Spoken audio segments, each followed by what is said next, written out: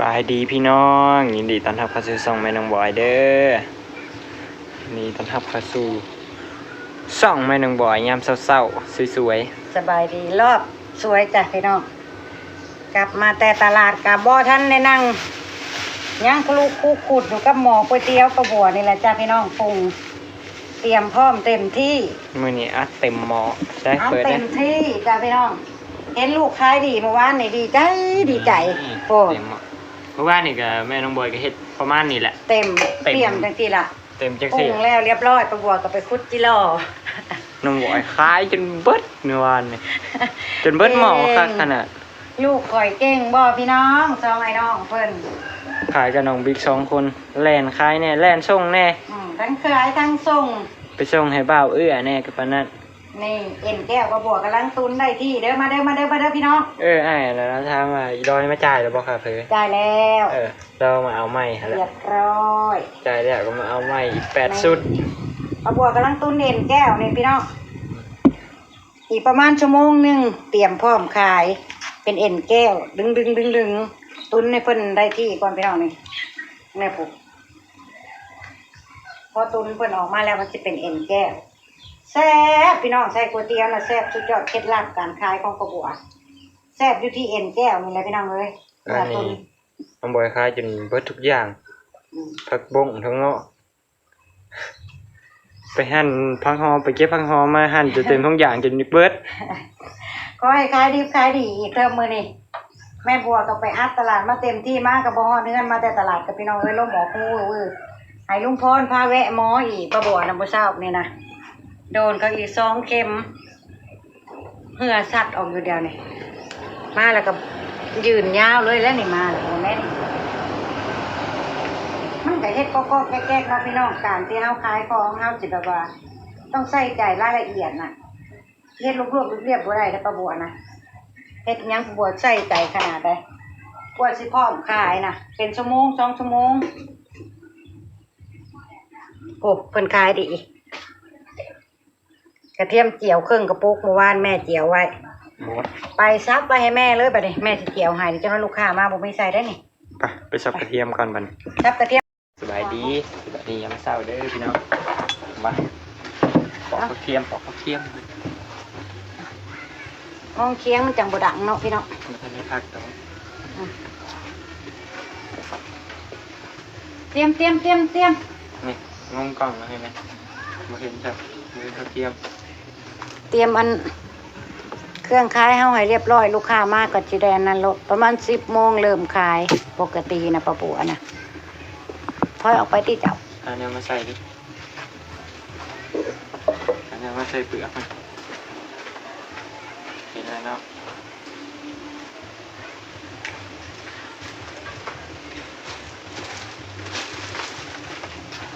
โอ้ยสิปอกเขาเตรียมก็ห่วงแต่ความรอพี่น้องเอ้ย ไอ้ที่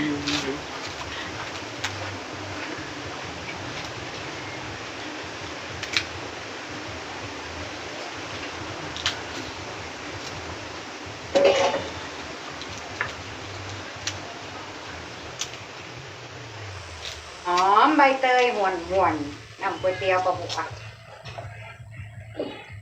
ไก่แท้นิ่มๆบ่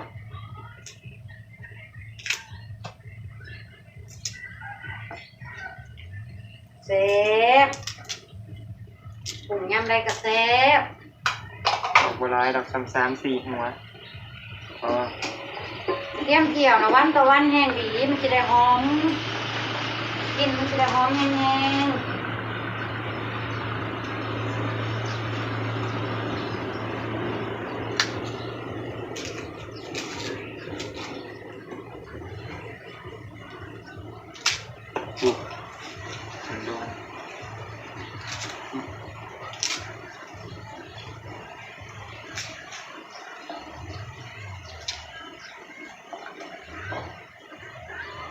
เกี่ยวเปลือกก็ได้ป่ะแม่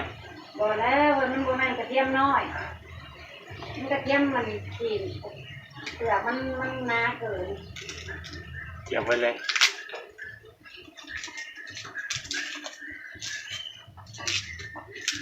มานั่งข้างไหนแล้วแม่ มานั่งภาคกันไหม เอ้า สีเขียวกระเทียมสีปอกกระเทียม ปอกกระเทียมกระเทียมแม่นั่งผ้าแม่นบ่ล่ะพี่น้องลูกชายคอยนี่วิธีปอก เขาลู่อยู่มาอยู่พุ่นเท้ากระปอกอยู่ไม่ปอกกระติกกับผ้าหูแห้งเวลาเลย แต่เฮามีเวลาลายก็แช่น้ำก่อนจะได้ปอกง่าย โอ้ยมาถูกเป๊ะถูกเป๊ะ แต่นี่เฮาบ่ต้องเวลาเฮาบ่มีลายเฮาก็บุ๊บให้เพิ่นแต่งก็จังเอาเปลือกเพิ่นออกง่ายที่สุดนี่น่าเพราะว่าจังได๋เฮาก็สิจับเพิ่นอยู่แล้วพี่น้องนี่ออกง่าย ผมคิดเป็นอยู่ ๆขั้นตอนง่ายๆนี่บุ๊บซ้ำนี่ ที่ไม่นั่งเจ๊เปลือกมันมาทันเหรอ นั่งแกบ่ทันจ้า ท่านนะฮะแห้งกับมาทัน วิธีเอาเปลือกกระเทียมออกแบบไวๆรวดเร็วทันใจบ่ได้ยาก เดี๋ยวพิซซ่าจะทิ้งหายเลย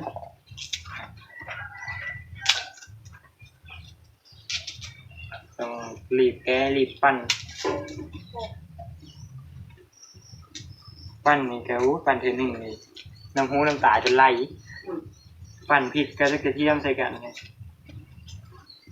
เห็ดผิดกะเพรากะเพราเห็ดพริกกะเพรา นั่นแหละบุ๊บๆออก เนี่ยสิ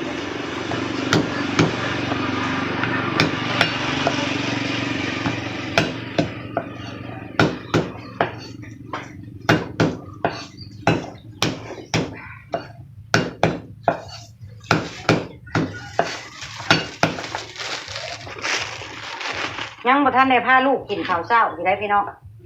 ยังบ่ทันได้แล้วเวิไปตลาดมาเลยยังเมี่ยงข้าวเมี่ยงคอง สักร้อยกับท่านหิวเคยกินช่วยแล้ว ส่วนลุงพรออกงานจ้าวันนี้ ตัด ออก ข้าว งานแล้ว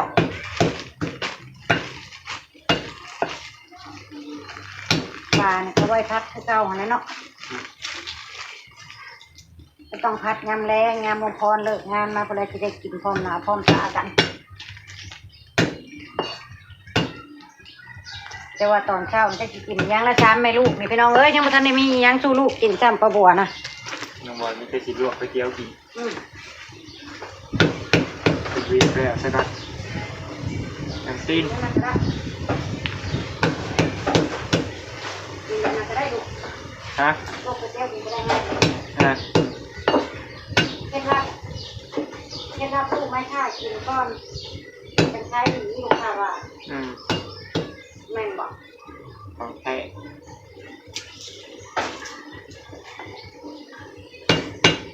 เล็กแต่ไม่รักบอก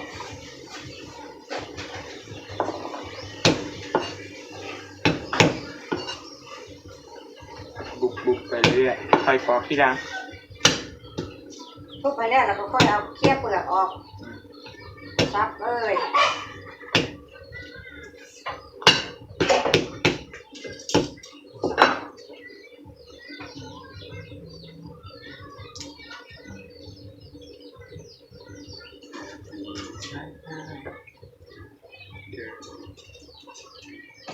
งานปั่นเขาน้องบอยกับคือทรงสีเบิร์ดเหรอถ่ายอีกรอบนึงถ่ายอีกเขาอีกรอบนึงเขากลางเขาดอเพิ่นเบิร์ดเลยแหละ บิ๊กซี่แล้วเราบอกกลางห้องน้ำน้องมาทอนอู้เยอะแยะแนวเฮ้ เวงทรงคือสีเงียบละเลย3 มื้อเลยไม่ได้ไปเป็นเงียบๆอยู่เพิ่นบ่แซ่บมาหัวหน้าบ่แซ่บมาหาเบิ่งเขากลางมันเขากลางแห้งน้องบอยสิบ่ได้อยู่พุ่นแล้วมันซุกพร้อมกันมีแห้งกระลาย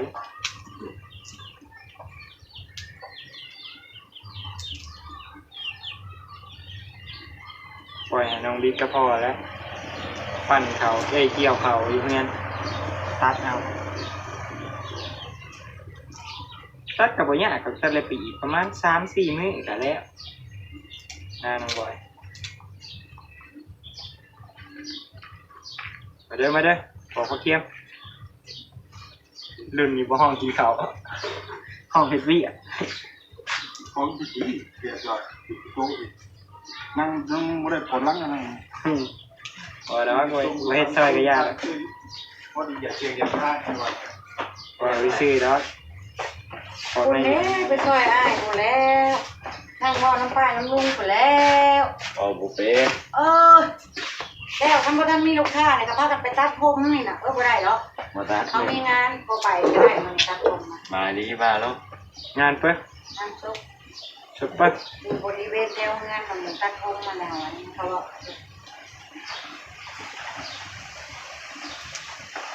จะท้ามาเอาก็ได้แล้ว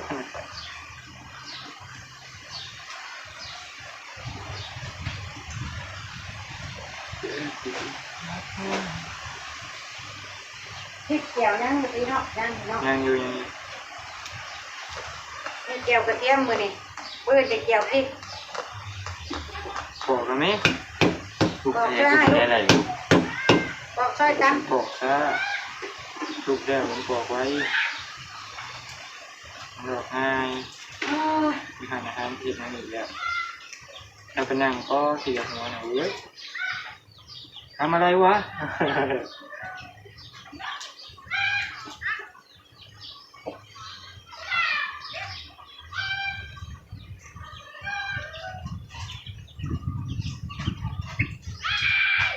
เราเสียข้าวแล้วจะมีนาทีต่อมันเดือดเบียร์วิหารอาหารกันก็จะมีแค่นาทีปอกเทียม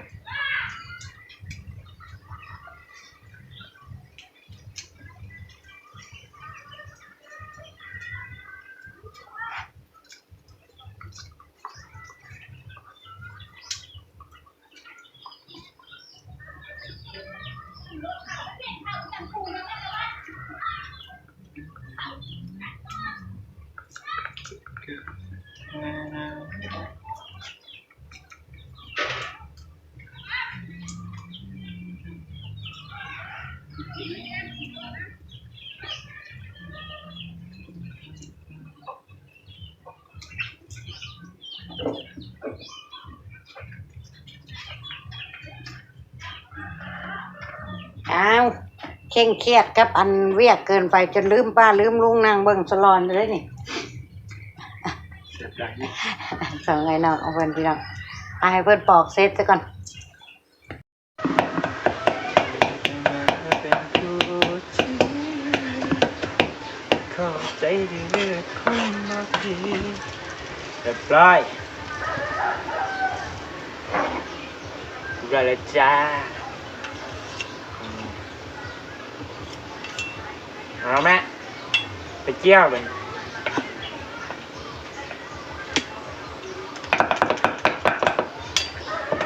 กดเกินไปหากินเพิ่มไปนี่หากินก๋วยเตี๋ยว อืมน้องบอยบอก ปีเลย ให้ลูกแม่ค้าประเดิมอีกก้อนมันจังขายดีเพิ่นว่าบางแน่พี่น้องเพิ่นสิประเดิมก๋วยเตี๋ยวให้แม่บัวแล้วเพิ่นซิมเสร็จประบัวก็จังสิเจียวผักเทียม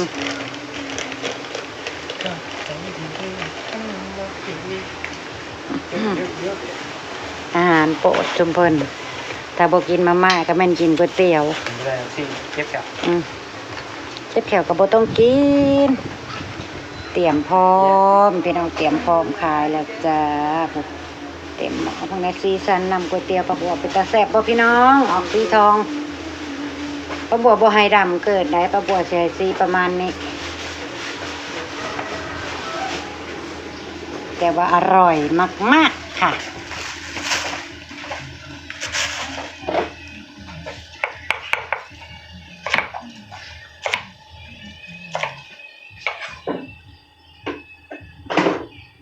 ลูกแม่ค้าซิมแล้วสิขายดีแม่นบ่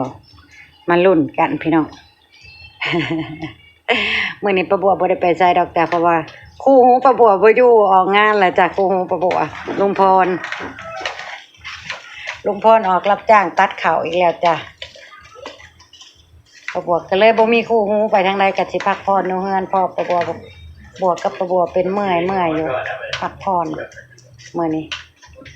จะให้มอบหน้าที่ให้น้องบิ๊กน้องบอยคือเก่าคือเดิมนี่แหละพี่น้องขายแต่ป้าบัวสิเจียวกระทงกระเทียมไว้ให้ทุกคนเรียบร้อยก่อน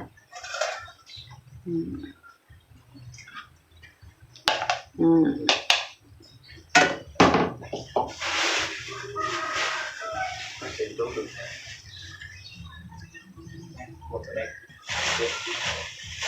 นี่เบิ่งหน้าตาก๋วยเตี๋ยวน้องบอย น้องบอยเฮ็ดเป็นแบบใดเฮ็ดขายให้ลูกค้าก็แบบนี้บ่ลูกแม่นเพิ่นน่ะ เฮ็ดกินเองสิหลายๆแน่จังหน่อย เฮ็ดกินเองเลยสิเฮ็ดกี่โพได้น้อยนึงน้องบอยว่ายันบ่อิ่ม ถ้าเฮ็ดให้ลูกค้าประมาณนี้ก็ไม่บวกกะเจ๊งเด้งเด้งอะไรเนาะพี่น้อง 30 บาทเนี่ย 30 บาท จะกลายกว่านี้มันก็เขาเนื้อตัวเอง อืม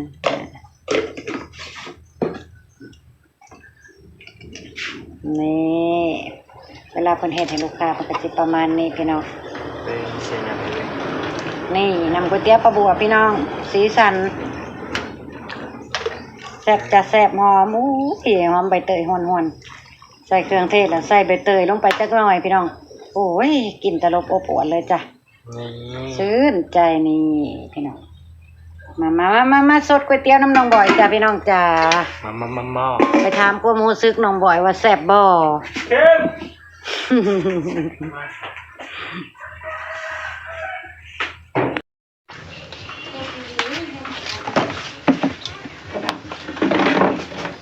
มาข้าวเช้าแล้วปลาลูก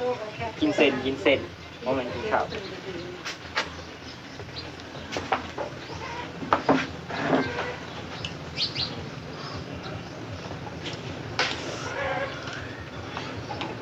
โอ้ยจะมาเหนื่อยไปเด้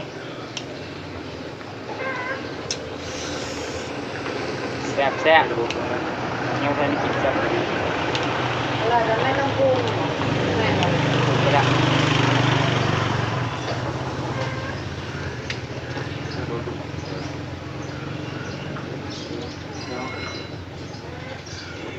ไก่พวก ว้า ประกอบไปแล้ว คักแล้วแซ่บมาเด้อปลาลุงมาเด้อแซ่บๆเหมือนกันเด้อนี่น้องบอยกินเส้นเล็กมักเส้นเล็ก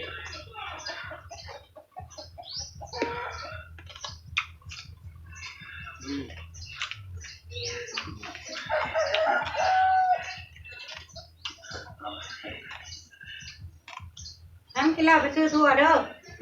ไปดูเด้อ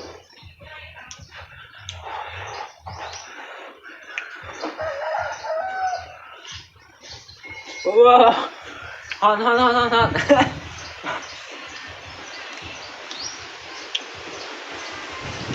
เอาไหม เห็นได้ทำไม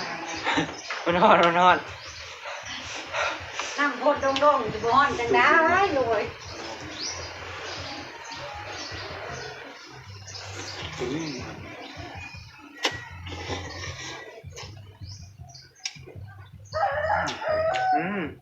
นัวเลยแซ่บ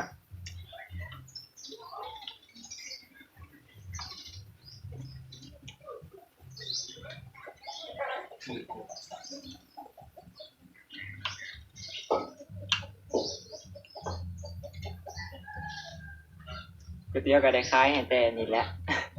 สิได้คล้ายหลายๆแน่มื้อใดได้คล้ายหลายๆแน่กะยูทูบเบอร์คือกันนี่แหล้วมาอุดหนุนกัน เพราะว่าลูกค้าเก่าเพิ่นกับพากันไปไทยกันเบิดแล้วบ่อยู่แล้วตะกี้บ้านโนนน้ำแพงพุ่นเนาะหลายตะกี้ จะไปทำการทำงานกัน ตะกี้นี่ไก่ทำได้ก็พากันมาเต็มเบิดเดี๋ยวนี้บ่มีใครอยู่บ้านแล้วพากันไปเฮ็ดเวียกเฮ็ดงานไปแล้ว